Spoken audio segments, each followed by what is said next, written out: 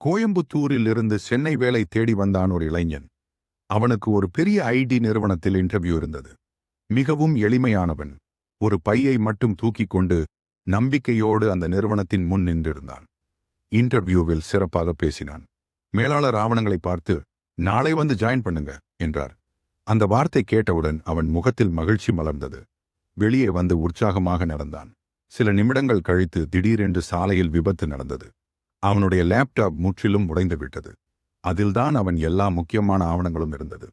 மனம் தளர்ந்த அவன், இப்போ நான் என்ன பண்றது என்று கவலையுடன் நின்றான்.